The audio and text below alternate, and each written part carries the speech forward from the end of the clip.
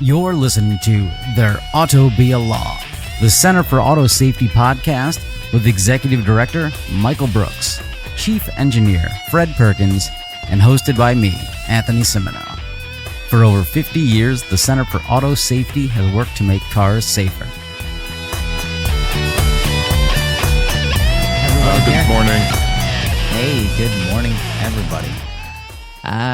Waymo, let's start off with Waymo. Waymo, we've talked about a lot in the show. They're an autonomous driving taxi service funded out of Google/Alphabet. And we've talked about them and said, hey, they're kind of better in ways than the other lesser autonomous robot taxi companies like Cruise.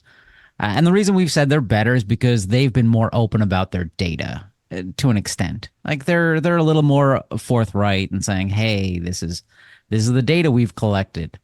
And it turns out they're just as crappy as everyone else. From the Associated Press, in the past month, NHTSA has opened at least 4 investigations of vehicles that can either drive themselves or take on at least some driving functions, as it appears to be getting more aggressive in regulating devices. In this probe of Waymo, which was once Google's self-driving vehicle unit, the agency has said it had reports of 17 crashes and 5 other reports of possible traffic violations. No injuries were reported. And these things can still stay on the road. Whereas, I had one traffic violation and I had to sit through an 8-hour driver safety course. Can we make them sit through driver safety course? Well, no, there's really no way to do that in federal law. Perhaps, the states which have some regulation could put them through a safety course, but that's probably going to take a lot of movement in Arizona or California. And this investigation, there are no, I guess, life-threatening or severe injury crashes involved here. It is a look at a lot of different scenarios. Mostly look like collisions with objects that aren't moving. Gates and chains are cited, parked vehicles. Some of the even more concerning things may be, they're not really obeying traffic signals appropriately. It's not really clear whether that's stoplights, stop signs. What we saw, we pointed out or found a post a couple of weeks ago that identified a Waymo driving the wrong way down the road. Yes, this is the unicyclists, yes. Right? And it appears that caught the attention of the agency before issuing that, because they cite, vehicles driving in opposing lanes with nearby oncoming traffic as one of the incidents that's involved here that wasn't reported by Waymo to NHTSA under the standing general order. So, we're going to see what happens here. NHTSA appears lately to have been, spurred to really look into what these companies are doing. When we talked about Cruise back in October and all the things that went on there, I think that was a bit of a red flag planted in the ground to regulators at the state and federal level that they need to be doing a little more due diligence and ensuring that these companies are accurately reporting things and identifying safety hazards appropriately. And maybe this is, a part of that. This is something that NHTSA is now kind of broadening its investigation. We see now that we may talk about this later. They're looking into Zoox, and they're looking into Waymo, and they have heightened some of their investigation to Tesla as well on some of its claims to be autonomous, even though those vehicles are not. So one of the things that Waymo does a lot, and it always sounds really good, it says, hey, after 7 million miles that our vehicles have driven, we've only had 22 crashes. And they claim that they're 4 to 5 times safer than a human. And all of that sounds, hey, that sounds pretty good, right? Fred, why is this not pretty good? Well, the devil's in the details, as always. And the AVs so far are limited to very safe operating circumstances for the most part, and very low speeds.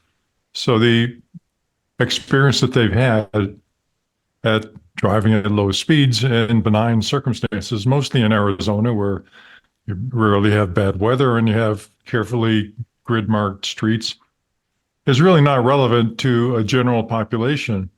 And it's important that we don't normalize this behavior, which is actually thousands of times more dangerous than human driven cars, by saying that, well, this is fine. These are growing pains. This is okay. We've got to do this because there's a wonderful utopia out there that's going to be Jetsons for everybody and Rosie driving the car. But numerically, I guess I should stick to that. They're much less capable than human drivers in circumstances that they know, and incredibly bad in circumstances that have not been programmed and have not been put into the memory banks of the computers driving the cars. Any assertion that they're X times safer than human beings, Elon Musk would say 200% safer than human beings, is just patently false. So one of the most cynical arguments I hear is people saying that, well, elevators used to require a full-time operator because elevators were so dangerous. And now we've automated elevators. And so cars, just some people are going to die until we have them as safe as elevators. And it strikes me as an incredibly dumb thing because elevator operators weren't there necessarily because it was complex. It was because this is something new and scary to people. You wanted, hey, look, I know what's going on here, and this is a luxury experience. I don't want you to press a button. Well, that's like saying bread is safe, so I'm going to go ahead and let you drink snake venom. This this is just crazy. Well, elevators are moving one direction or two directions, up and down, and they're not dodging other elevators or humans or all other sorts of things, animals, potholes in the process. So that's somewhat silly. On Waymo, there is something important here that kind of extends beyond Waymo. NHTSA received a number of these reports through the standing general order, which is essentially a requirement that manufacturers of level 2 and above vehicles report incidents, potential crash incidents and other problems to the federal government. And I'll note here that we talked about that incident with the unicyclists a couple of weeks ago, and that didn't come into the government or to NHTSA investigators through the standing general order. It is, it happened to be caught on camera and was posted to some internet site, and the agency obviously stumbled upon it. But it raised the question, of how many incidents are being missed by the data requirements for reporting under the standing general order. Does that order need to be expanded? We already know that that it needs to be made permanent. Right now, it is, it's not a rule. There wasn't a rulemaking or that came out to make it a permanent fixture over at NHTSA. The next administration could come in and dump the entire thing out, and then the agency wouldn't be getting any of these reports that they've used in a lot of areas. They've used it in the Tesla investigation and the Cruise investigation, and you'll see the standing general order data cited in a lot of investigations involving automated vehicles. So that's important to note. The standing general order is very important, and yet it's at the same time subject to political whims, and there's some improvements that can be made to it to make sure that we're getting accurate data.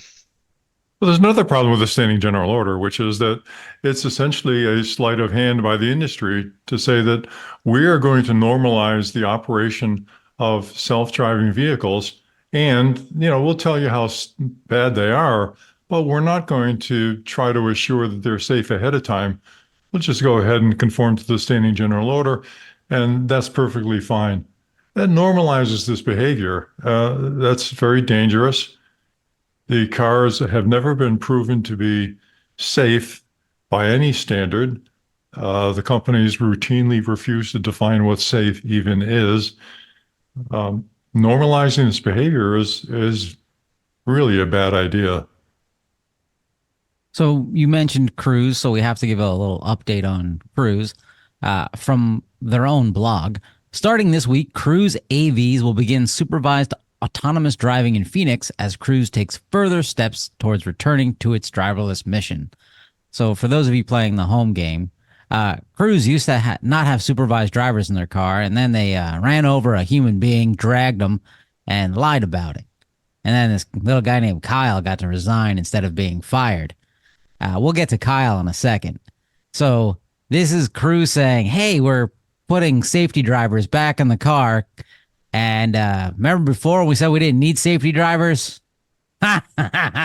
Well, we lied, and we're going to put them out in Phoenix. And as Fred pointed out, that's a lot of straight lines, wide roads, weather consistent situations. So, hey, good on you, GM Cruise.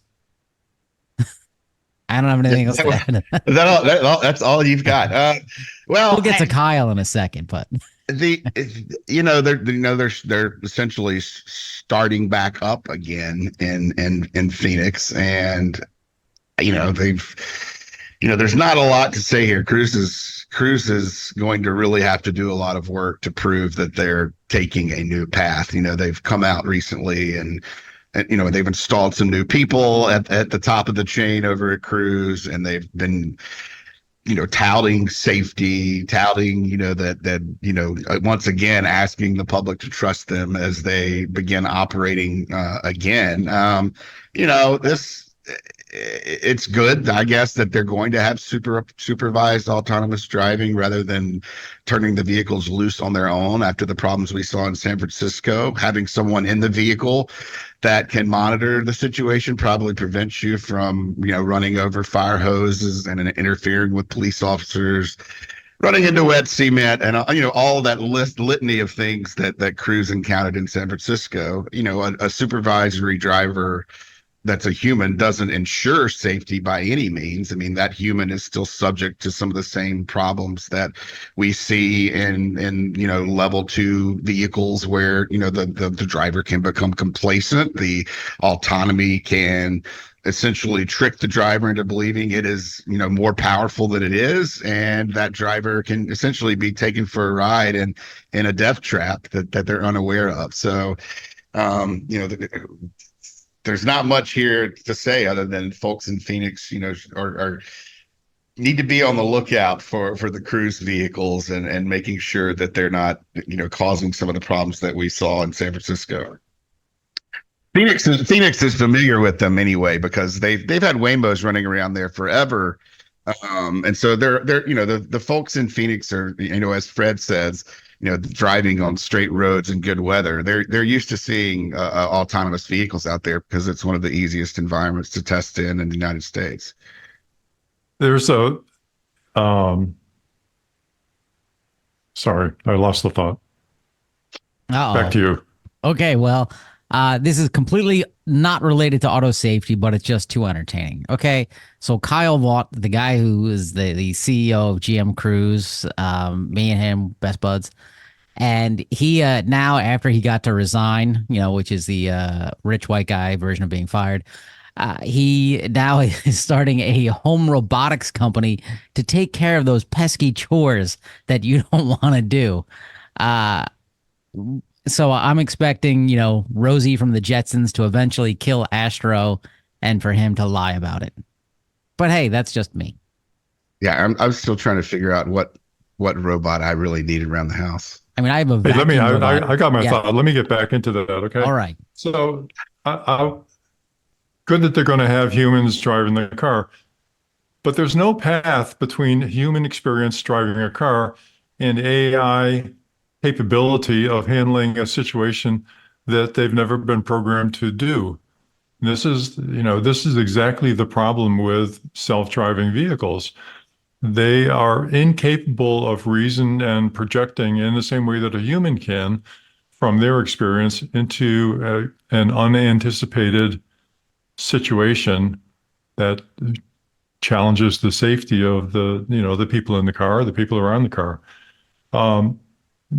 Missy Cummings, who is at George Mason University, talked a lot about this based on her extensive experience inside of the Department of Transportation, reviewing AI proposals, AI technology as it was applied to self-driving cars. I really highly commend that presentation that she made to the IEEE in Ireland. It's accessible on the internet. Everybody who's interested in this sector should really watch that because it's very revealing about what AI is really all about, the challenges that it faces, and the challenges that we face due to over-reliance on what's inappropriately called AI. Because it's really not AI, it's really not intelligence, it's merely correlation. And there's a huge difference between correlation of previous experience and projection onto unanticipated circumstances.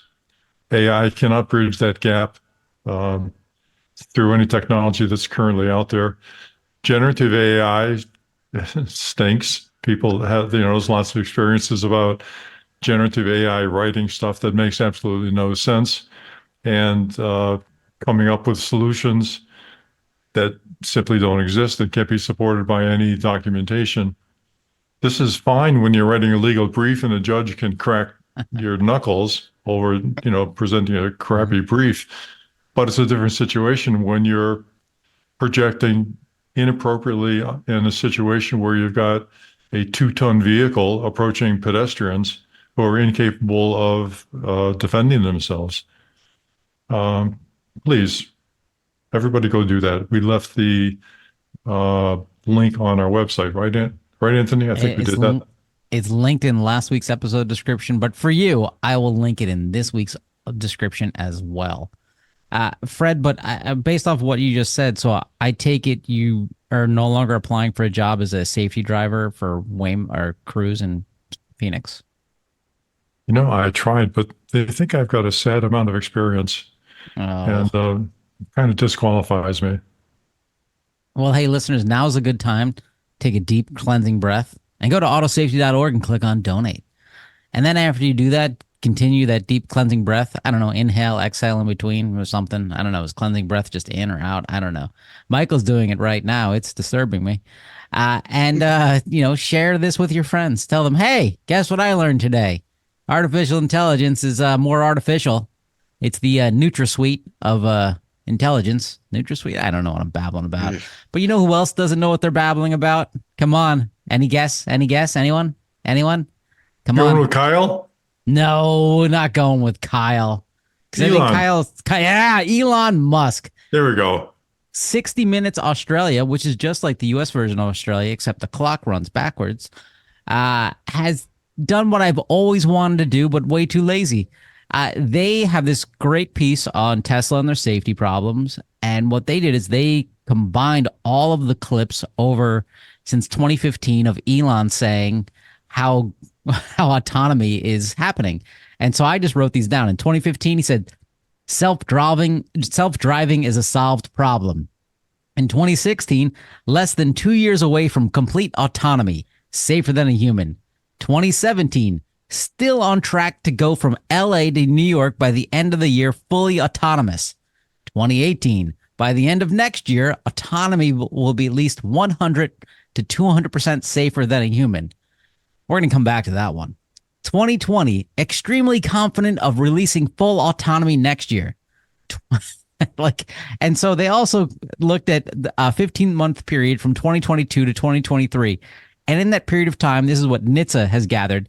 In that 15-month period, there was 467 crashes, 13 fatalities involving Tesla's autonomy software. Fuck that guy. Is that fair to say? So let's just jump back to what he said in 2018. By the end of next year, autonomy will be at least 100% to 200% safer than a human. That is the statement of an idiot. That is the statement of someone who's never taken basic math, any sort of engineering class, finished the 3rd grade. This is the dumbest thing I've ever seen in my life. Keep in mind, he has a degree in economics, which makes me think maybe economists are full of shit too. Gentlemen, am I being overly dramatic? I've always been puzzled by the absence of correlation between intelligence and wealth. Do you know this? Yeah, Clearly, yeah. clearly, I should have studied bullshit in school rather than engineering and physics. I, I've really missed a step here. Yeah, I agree. That's the more money than brains phenomenon. Hmm. Um, I don't know how anyone could make a statement like that, or a series of statements over 5 years that are clearly, bullshit. How does he not know that this stuff isn't working? Especially as far back as 2015. I mean, it's clearly just a sales pitch. It's meant to attract investors.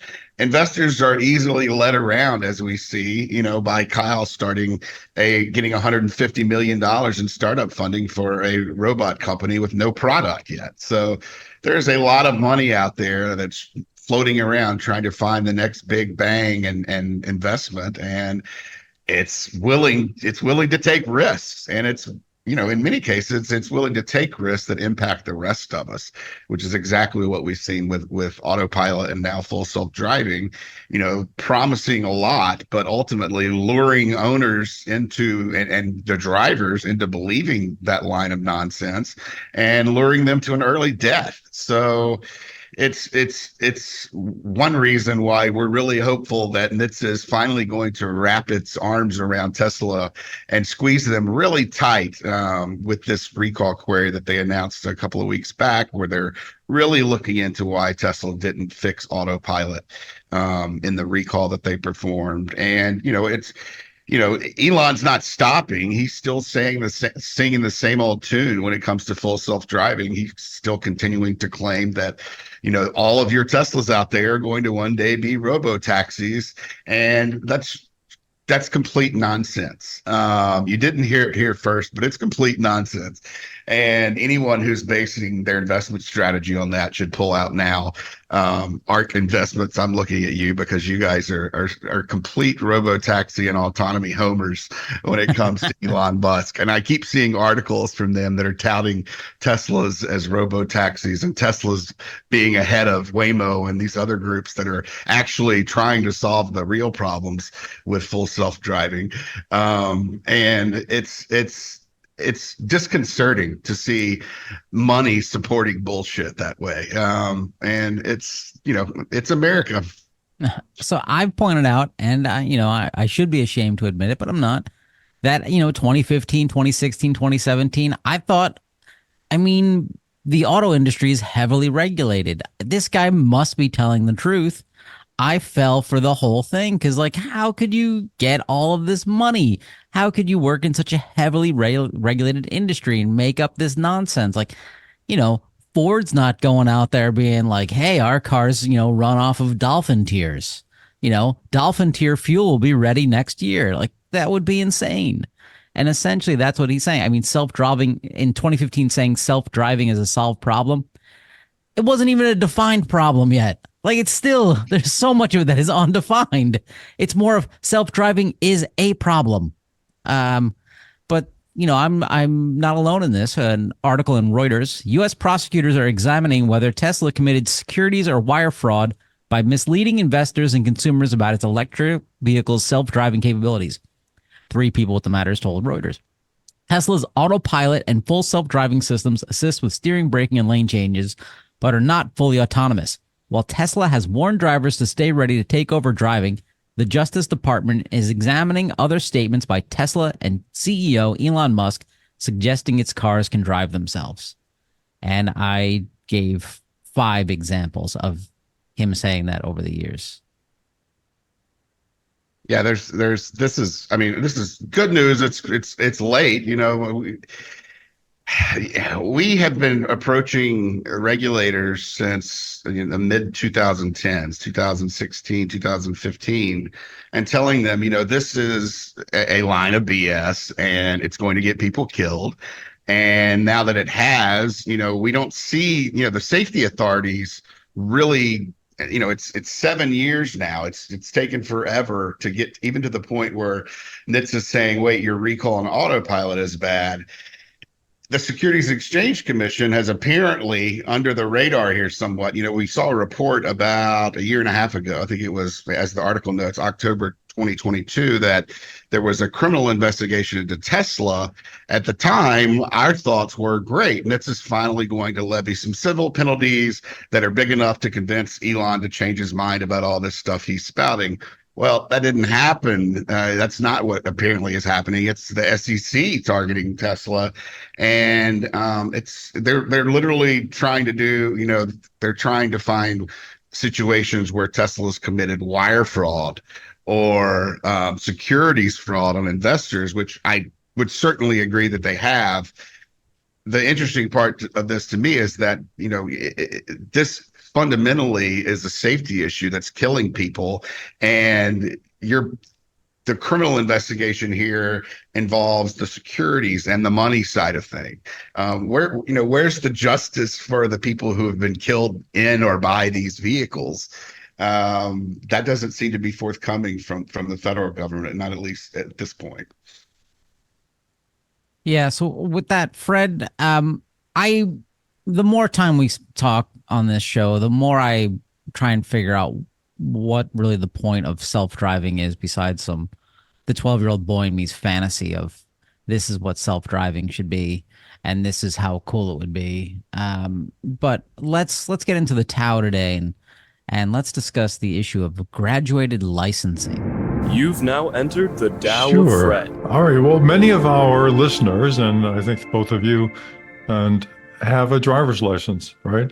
And so let me ask a question. When you wanted a driver's license, did the government say, okay, here's your license. You're welcome to go out and drive on the roads as much as you want in any circumstances. And, we hope you don't kill anybody, but we will assess your behavior and look at the number of accidents and collisions you get into after the fact and determine whether or not it was a good idea to let you drive in the first place. Is that the process that you went through? No.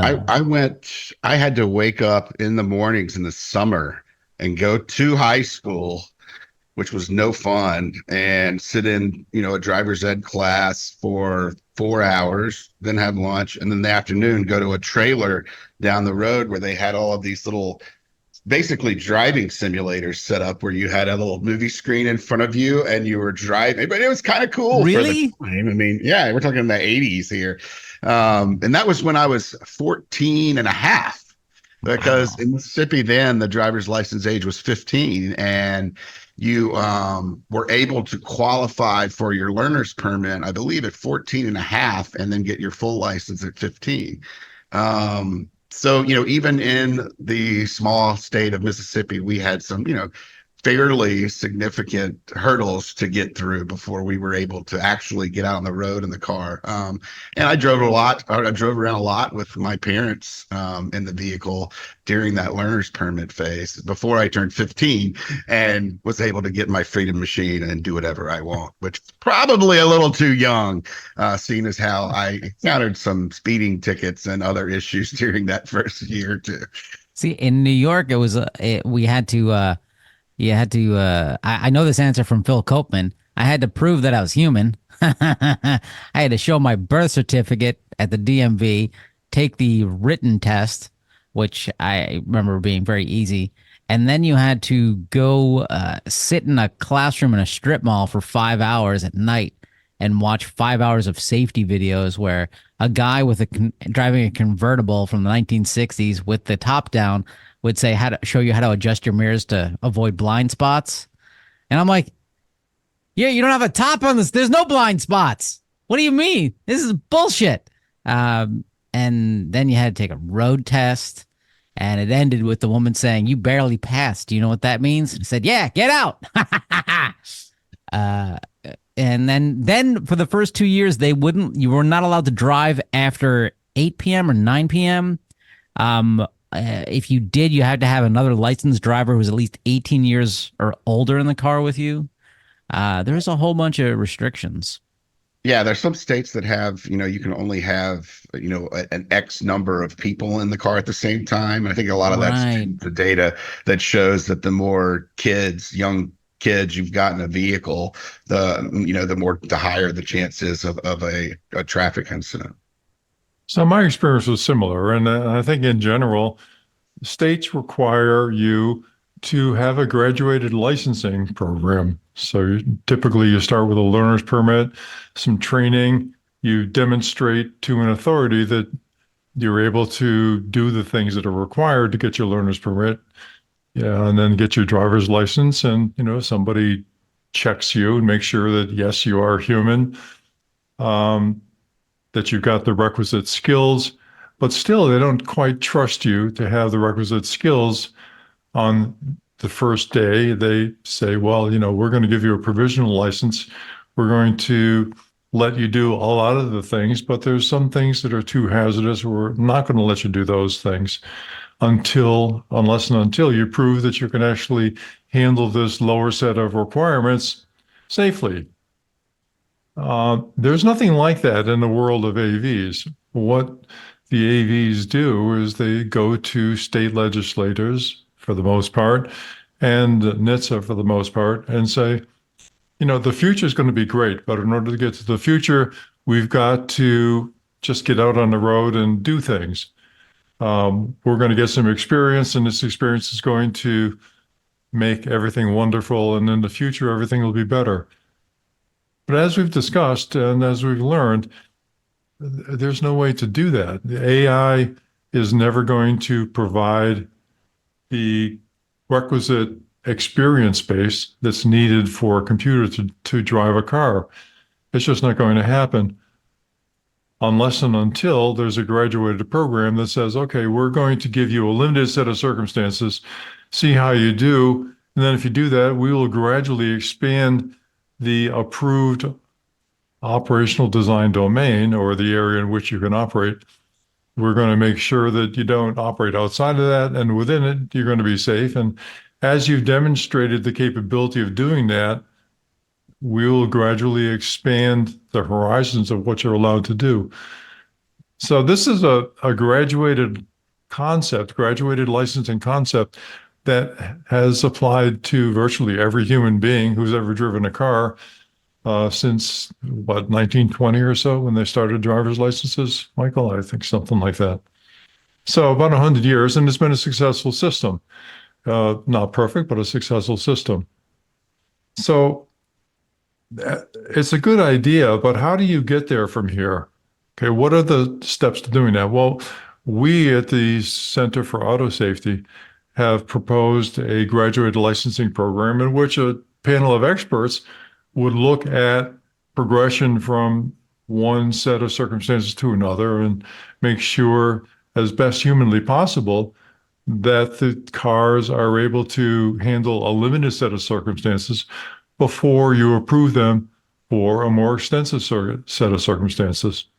So, for example, if you can prove that you're navigating the streets of Los Angeles appropriately, then maybe you would go into the streets of Boston, which are a challenge even for human drivers, even for safe human drivers, with an experienced driver in the driver's seat for some amount of time before the authorities would say, okay, we've now got the experience to do a human evaluation of your safety responses in this new circumstance to determine whether or not it's safe to proceed and to open up that operational design domain.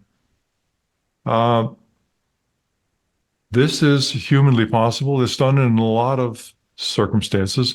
In fact, the Europeans are planning to do exactly this with their, let me flip that up, with their With their free commission healthcare and implementing lattes. regulation, laying down rules for the application of regulation of the European Parliament as regards uniform procedures and technical specifications for the type approval of the automated driving system of fully automated vehicles.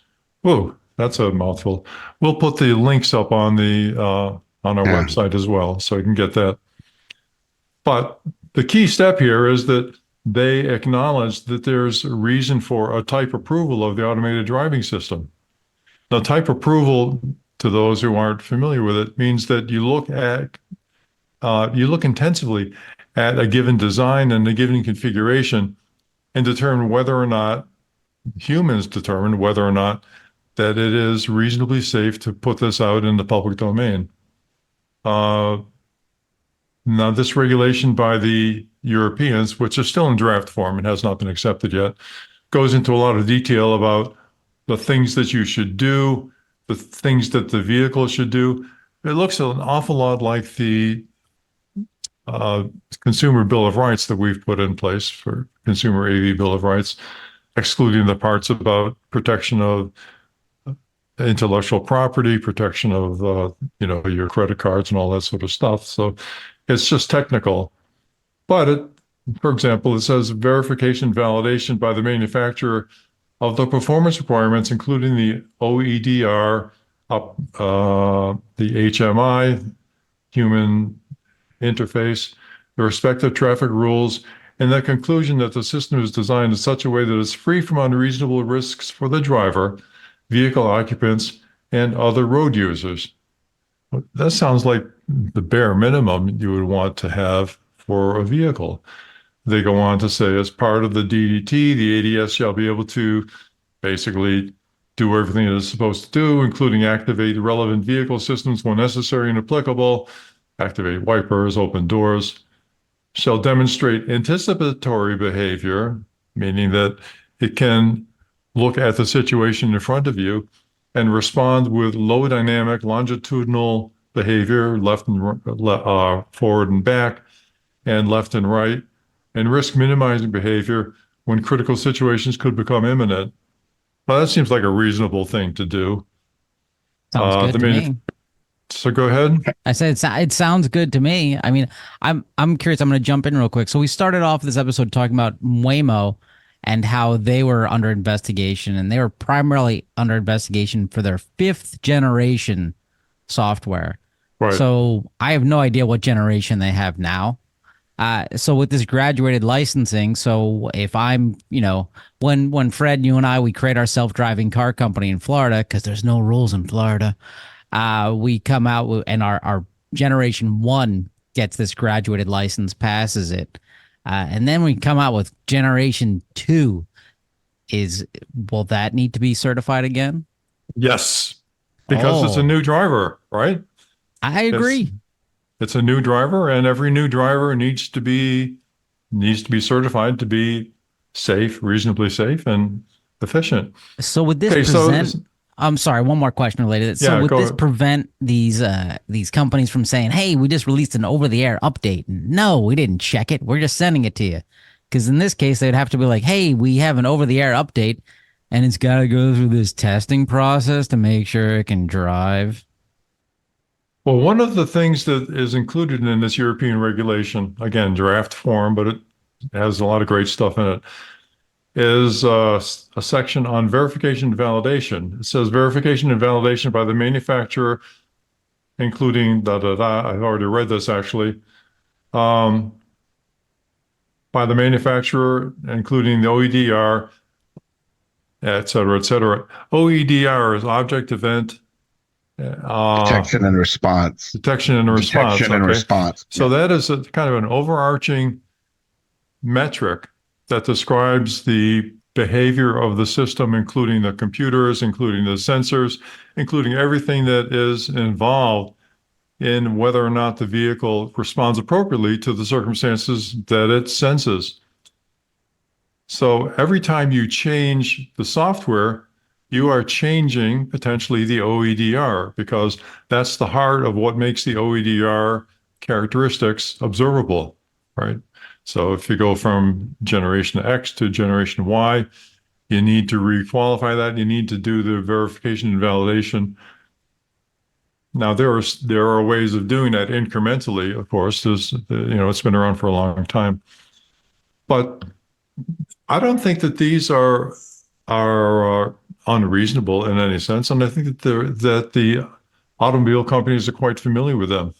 In fact, there are parallel circumstance or parallel observations called technology readiness levels. And at each of the moments when you are looking at the ability of the car to be operated safely, you should also look at the technology readiness level to say, okay, is this something that's just pie in the sky, or is this something that's ready to go? So I'm going to give you two guys a quiz. Ooh. The General Accountability Office of the U.S. government has come up with guidelines for technology readiness levels. And by the way, when these were developed, they had a participant from Waymo. They also had several participants from the Department of Transportation. So nobody can say that these are unknown to the industry. Nobody can say that they're unknown to the Department of Transportation. Now, this is an unfair question, but how many of the participants from the Department of Transportation showed up with their resumes asking for jobs at Waymo? That I don't know, but we do have their individual names, so we could find that out if we had the energy to do that. But that's not where I'm headed right now. So with the technology readiness levels, there are 9 levels, Oh, starting from number 1, which is basic principles, going to number 9. The technology is refined and adopted, meaning it's been accepted, it works, and we're just updating it. So that's fine. Now, especially given what we talked about earlier, the number of collisions and accidents and vehicles going up the wrong way down one-way streets and the wrong side of divided highways and all that, I'm going to ask you if you think that these characteristics are satisfied. Is the operational environment, user community, physical environment, and input data characteristics as appropriate? Is it fully known for any of these vehicles? Michael, yes or no? No, I would say no. Anthony? I'm going to agree no. All right. Was the prototype tested in a realistic and relevant environment outside of the laboratory? Yes or no, Michael? Wow, that's a really tough. How do you find a realistic environment that represents everything a vehicle might encounter on all roads in the Well, world? that would actually be an seems really argument for difficult. that would actually be an argument for testing it on the roads, I think. Tested in a realistic and relevant environment. Though it wouldn't have to be, Oh, but it could be. Is my realistic environment just restricted to Phoenix, where the roads are all perfectly wide and straight and the weather's always sunny? Good question, but it does beg the question of whether or not the manufacturers should be required to specify the appropriate environment before they go out on the road, doesn't it? Yes. So Next question. Does the prototype satisfy all operational requirements when confronted with realistic problems? Thinking of the cars crashing into fire trucks and going up the wrong way on various streets, would you say this is a yes or a no? No. that's a no. That's a no. Well, what you've just done is you've said that these vehicles are being deployed by the manufacturers with approval of various governments when they have not reached TRL 6 or Technology Ready Level 6 as specified in the GAO for the Department of Transportation Technology Readiness levels. Again, there are 9 levels. 6 is the prototype system demonstrated in a relevant environment. So we would say, based on what we know now, that it's only a level 5, which is integrated components demonstrated in a laboratory environment. I think it's safe to say they did that. The external and internal systems documented, yes. Are target and minimum operational requirements developed? I'd say yes. Is the component integration demonstrated in a laboratory environment, i.e. fully controlled setting? I'd say yes. So really, all of these AVs that are on the street now are only technology readiness level 5 based on the Department of Transportation technology readiness levels. I want to emphasize again that Waymo was a major participant in development of these standards, and none of the other automobile companies were, based on the document itself. And there were 5 people from the Department of Transportation who also made a significant contribution to this. So my opinion is that if you're not going to have a graduated licensing program that uses technically qualified experts to determine whether or not these systems are offering reasonable safety, then you should rely on the technology readiness levels that have been developed and used and are in fact specified for the Department of Transportation in your determination of whether or not these vehicles are safe to release on the highways. And the technology levels 5, they are not. Now, at technology level 6, there's a question of whether it should be, but technology level 7 is the prototype demonstrated in an operational environment. So what the companies are doing is they're jumping over the TRL 6, they're going right to technology readiness level 7, while claiming that they are qualified to be technology readiness level 8. Now, technology readiness level 8 says, are all system components form, fit, and function compatible with each other and with the operational environment? I think clearly not, but that's the claim that they make when they say they never drink, they never lose their attention, they never masturbate. I don't know what the hell they never do. Is the technology proven in an operational environment? Now they say, well, sure it is, because here we are driving down the streets of Los Angeles and we're killing hardly anybody, so that's fine. Was a rigorous test and evaluation process completed successfully? Oh, yeah, we've proven that they never drink. We've proven that they never lose attention. Everything's great. Does the technology meet its stated purpose and functionality as designed? Sure. We have them out. We're delivering pizzas. We've got X millions of miles. Everything is great. So again, I just want to make the point that there is in the world a rational process for evaluating systems that are going to be used in the public domain. They've been approved by the Department of Transportation, accepted by the General Accountability Office. They were one of the manufacturers, one of the major AV manufacturers that participated in the development, but they are not being followed. And the fact is, based upon reported information, that they're at a technology level readiness of 5 versus what they would need to be, technology readiness level 7. And there is no process in place in any legislature that I'm aware of to hold their feet to the fire and say, look, you guys got to do what you know how to do. You got to develop this in a manner that's safe, that's been established, that is supportable, and that is in conformity with development standards for every piece of technical equipment that's been produced for use by the U.S. government or related agencies for the last 35 or 40 years.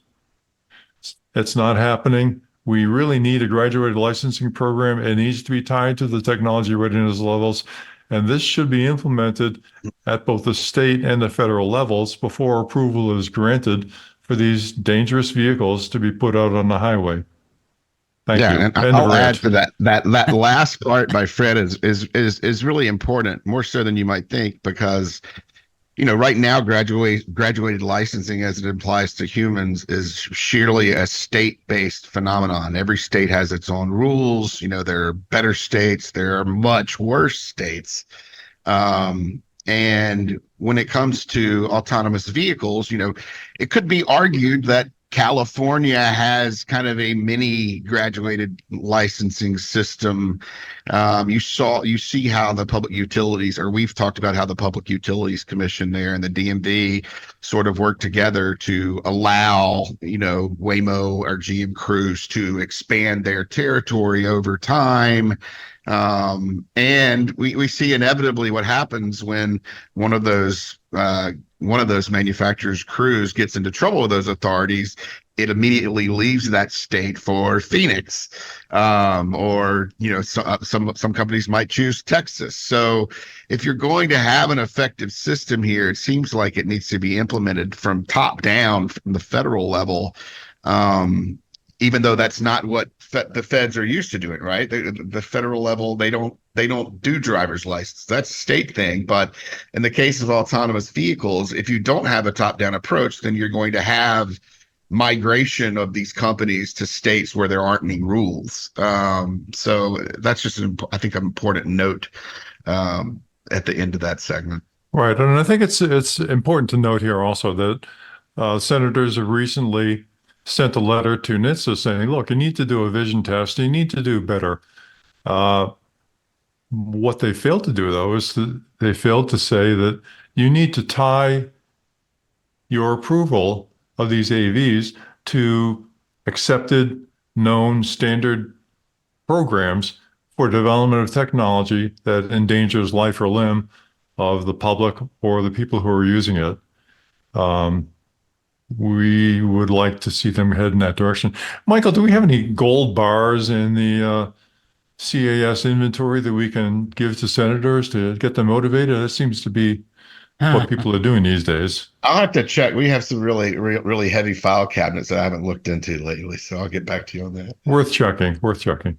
Probably got those secondhand from the GAO. Those file cabinets. So I got to ask, these technology readiness levels sound like a great thing. It sounds like a smart approach, but if there's nothing being done with them, what was the point of it? Well, they're being done. They're being used extensively throughout the government Well, in for this specific development case for yeah. the AVs, like why did Waymo even just show? Is it just kind of a PR thing? Well, the GAO is they are typically more doing research and background looks at how the government works and what federal agencies are doing. They don't have any particular rulemaking authority that could force the industry to comply with the readiness assessment, but they can devote time and effort to producing a document that documents what a technology readiness assessment would look like and how it functions, which is essentially what that document would and what the GAO has done here. Okay. Hey guys, I think I've had enough talk about AVs today. We can keep talking about AVs because we've got more than enough information. We can keep going, but let's change gears a little bit. Let's take another deep cleansing breath, and let's talk about an article from the National Insurance Crime Bureau, which up until 5 minutes ago I didn't know was a thing, and it's my new favorite place to go. That's right, the National Insurance Crime Bureau. And they have a report the 2023 most stolen vehicles. Bum, bum, bum. And if you're a fan of this show, if you're a listener to this show, or if you've just turned on the news, you can probably guess who makes the top 3 spots. And hey, has both of you looked at this list already? Can you guys play the home game? I know Michael's looked at it. Fred, have you looked at it? I've definitely looked at it because I've looked at it. Did they get a group discount for having 3 in the top 10? Well, they've got 6 in the top 10 actually. Yeah. So this was a TikTok fan favorite. Hyundai Elantra, 48,000 plus thefts in 2023, followed by the Hyundai Sonata, followed by the Kia Optima. And those 3 are all affected by that TikTok generation hack, right? The Kia is affected by that as well? Yeah. Yeah. Okay. And then the byline on this article is sedans bump full-size pickups from top spot. It's not sedans bumping full-size pickups from the top spot. It's dying Kia sedans bumping the full-size pickups from the top spots. This is what we expected from last year. I mean, there was really no question that Kia and Hyundai models were driving a giant increase in vehicle thefts across the country and are still behind higher than normal numbers in that area because, frankly, not that many of those vehicles have been fixed yet. They haven't been repaired with the software patch, or there's even a hardware patch that's been released for vehicles that can't accommodate the software patch. And getting customers in to get those fixes applied has proven to be difficult for Hyundai and Kia because they're not conducting this as a recall, which is something we continue to believe they should do. And the National Insurance Crime Bureau, Anthony, I would suggest, they should be on the top of your list. I was looking at their staff the other day, and they are almost all former FBI agents there. So they're sitting down and they know what they're doing over there. So they've got it going on. I once had a visit from an FBI agent, and he had a much more ethnic Italian name than I did. And he showed me his badge, and I was like, I don't know what these things look like. And then I saw his name on the badge, and I said, when they started letting Italians into this thing. He didn't find that funny at all. I still think that's hilarious. Well, they're not known for their sense of humor when questioning suspects. I was not a suspect. I Oh, was not a sure, suspect. sure, Anthony, No, sure. I Yeah, was well, a no, we believe reference. that. I was a reference, and yeah, I was. The questions he asked me, I'm like, I think I violated all of these things. I can't be an FBI agent. Anyway, what was surprising to me was number 4 on the list, the Chevy Silverado 1500, and it surprised me because I've never seen one of these on the road. Yes, I know I live in Manhattan, but I've seen F-150s. I see some Dodge things. I've never seen one of these things, and they don't sell as well as the Ford. Oh, look at that Ford F-150s, number 9 on the list. Was there? Is there some defect in the Silverado that makes it easy to steal? Like the TikTok kids aren't stealing them, or is it just for parts? I don't know. Yeah, it may be that they're a little easier to steal for some reason than the Ford pickups, but pickups have dominated this list for years, and there's really no obvious answer to that question. Huh. Because I understand there's a Honda Accord and Honda Civic on the list. I mean, they've been stolen a lot because they strip them down. Yeah, for they're parts. out there. I mean, there are a lot of Chevy Silverados on the road. When you compare it to, I think if you even compare it to many of the Kia models that are way at the top of the list, they're selling a lot more Chevy Silverado 1500s to the public every year than I would think any of those Kia models. Pickups are such a dramatically successful part of the market these days. Well, with that, I think we have time for a couple recalls. Let's go to recall Strap in. Time roundup. for the recall roundup. Speak of the devil, Honda, 187,290 vehicles. This is the 2020 to 2024 Honda Ridgeline. In low temperature environments where road salt is present, the electric wiring of the rear view camera, of course it's the rear view camera, tailgate wire harness may fatigue and break in the presence of freezing water and salt with repeated opening and closing of the tailgate. These rear view cameras, I mean, this is just one of these things where it just, oh yeah, people are going to use a truck in conditions of snow. Like, yeah, you got to recognize that's an absolutely terrible environment for electronics. You've got sure, basically molecular salt that's drifting around and covering everything, and they should do a better job, absolutely. But it's a lousy place to put electronics, and I'm glad they put them there. But hopefully they'll seal them up better in the future with the hermetic seals. Yeah, I mean my frustration with this is it's not like a new project. It's not a new problem. Like, they've been building these things, cars. Let's just even say cars for a long time. They know this. I don't know. Well, the one thing I'd note here, they continually note throughout their report that this is primarily a cold weather issue. And with global warming, it's not going to be a problem. Yeah, that might be the case. But another clue to that is in the owner notification dates they provide. They say they're going to start reaching out to customers July 1st, but they're saying that's going to occur. Usually when you see an owner notification date, it's one day. It would be July 1st, 2024. In this case, they've staggered it appears, from July 1st to October 1st, 2024. That suggests to me that they're conducting this recall from north-south, or they're going to start making these parts available in colder weather states first, and owners in Texas and Mississippi and Florida are going to be waiting until October before they receive notification. So just a guess, because I don't see anything about that in the Part 573, but it appears that that's the way they're going to conduct the recall. Well, Ridgeline owners, keep checking your mail.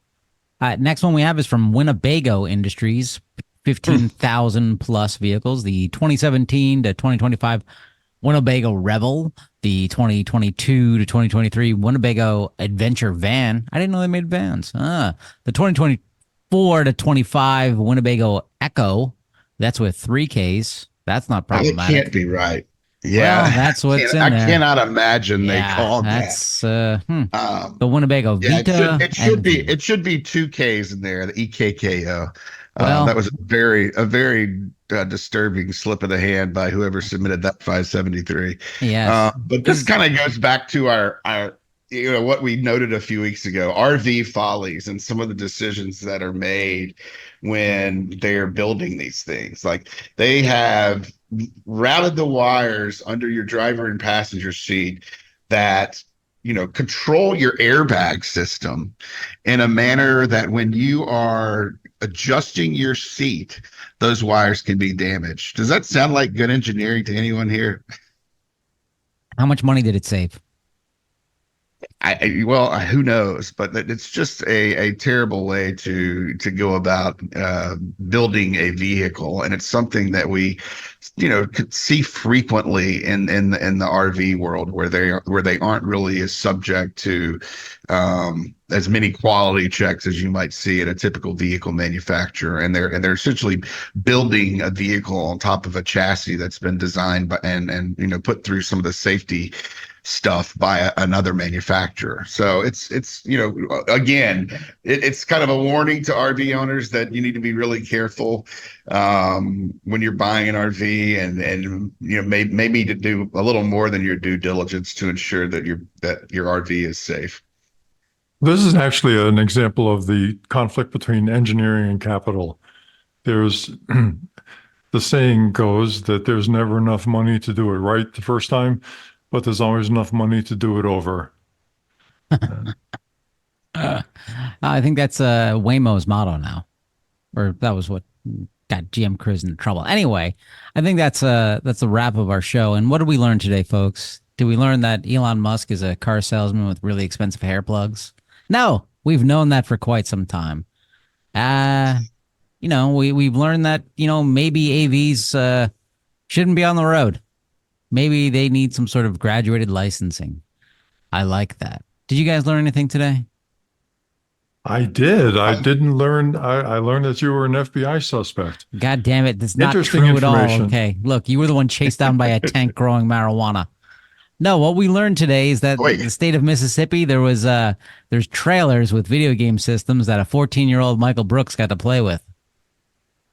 It was fun, but it was it was kind of like summer school, but it was it was interesting. You can learn a lot as a kid, in driver's ed. Maybe not about driving, but it was it seems like a relatively young age to start putting kids on the road at 14 and a half in retrospect. Well, although and what's at the time I was all for it. Well, they're adjusting it for the average life expectancy of a Mississippian. That's rude. With that, thanks for listening to our show. Tell all your friends 5 stars. Yeah, you know the deal. Yeah, Bye-bye. thank you. Bye-bye. Iron. For more information, visit www.autosafety.org.